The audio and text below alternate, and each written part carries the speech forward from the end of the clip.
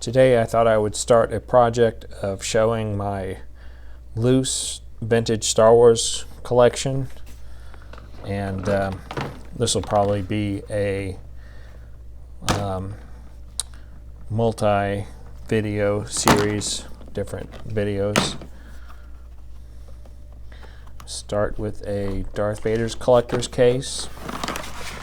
And most of this collection either came from my childhood or it came from when I was collecting in the 90s, early 90s, and buying out of just local comic book shops.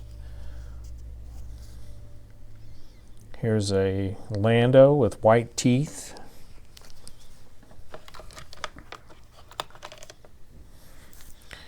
Here's a white Bespin security guard.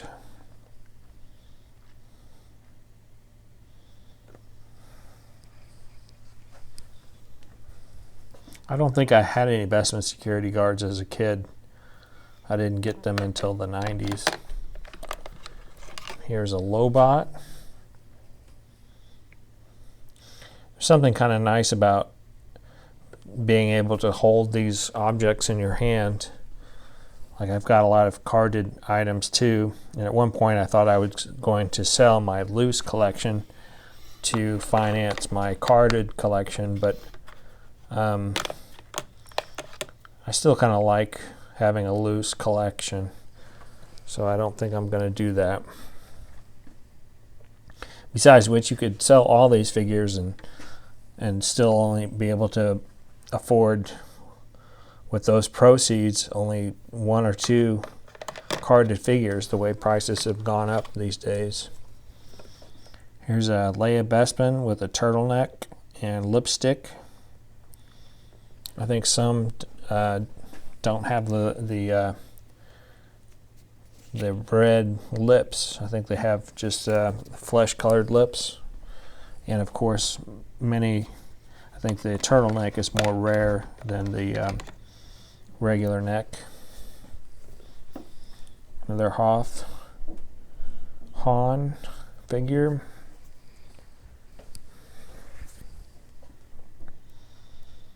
Pretty decent looking figure. Here's a Leia Hoth. Some nice detailing on her outfit.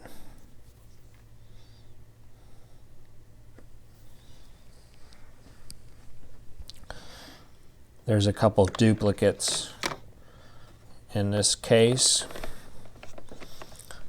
I'll just show one of each.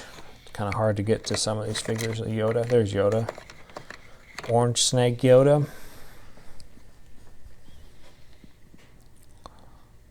With red eyes.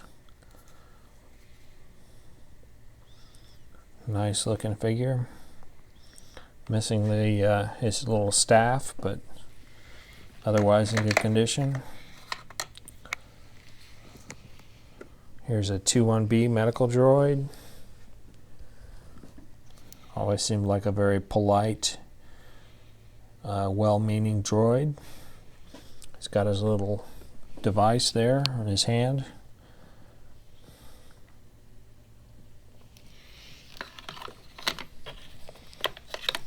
Here is a Rebel soldier in Hoth battle gear.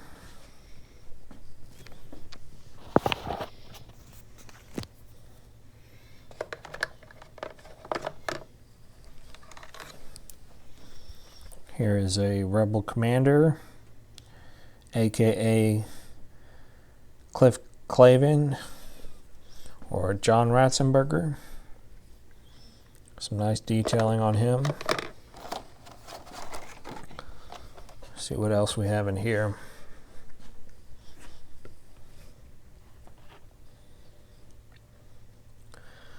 I think one thing I like about their cases is they have those inserts with the figures on them. Here is an Imperial commander.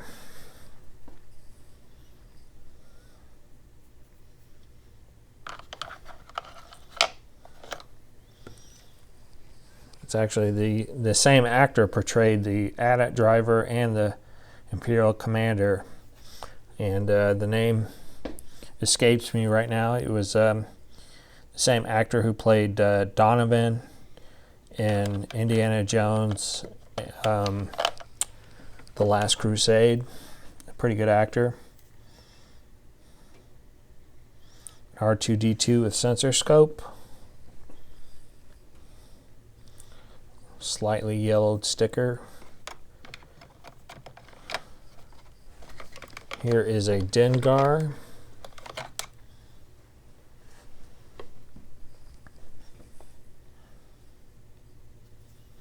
There's different variants of the paint on this. Some of these figures, I think, are starting to get a little sticky. Starting to get that frosting on them, or the plastic is starting to deteriorate and exude various chemicals. Maybe. I think I've read somewhere that there's something about the plastic in these Darth Vader cases that tends to cause that more so than the cases with the trays that have the foot pegs on the opposite side. I've got several cases of those too, and I'll try to work through showing you those. FX7 medical droid, some nice little appendages and play features. All these little legs stick out.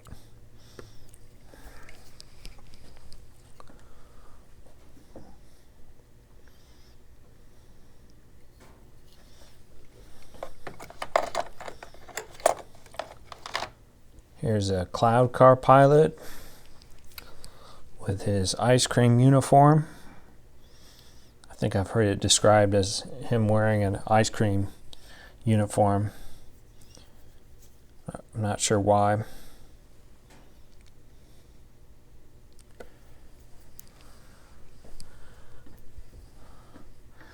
The sculpting of these figures, you can tell they're different hands at work.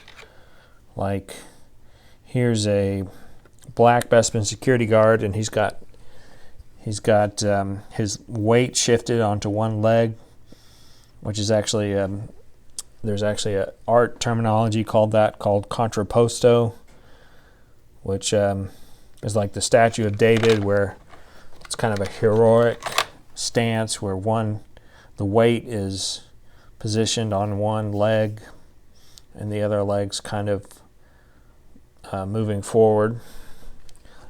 But I digress. Here's an Ugnaught, kind of like the Ugnaughts. The Ugnaught race was a kind of a working man's alien. Here is a Darth Vader with an intact lightsaber. Not sure when I acquired this one.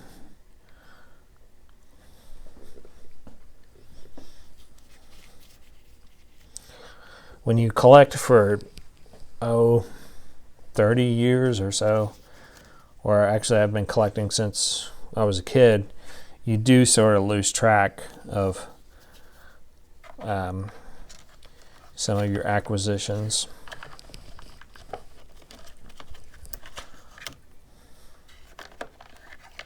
At least individual acquisitions. Like I remember when I remember clearly when I discovered a mother lode of vintage Star Wars toys at a comic book shop in about 1991. Many of these figures are from that discovery. There's an IG-88, Lucasfilm Limited, 1980. Here is, I guess I stopped there with this grouping of figures. So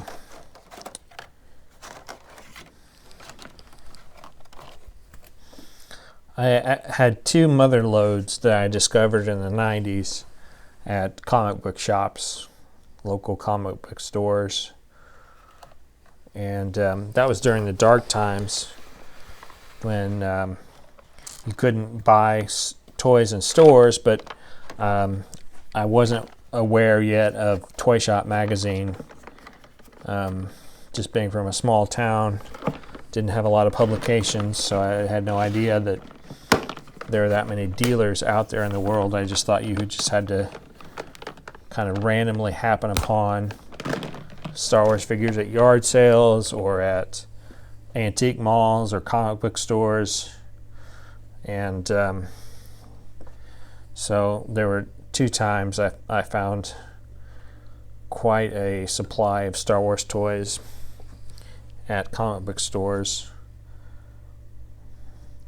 So I'll conclude this video, and we'll check out my next video showcasing loose Star Wars action figures. Thanks for watching, and please leave a comment and like and subscribe. Thanks. Bye.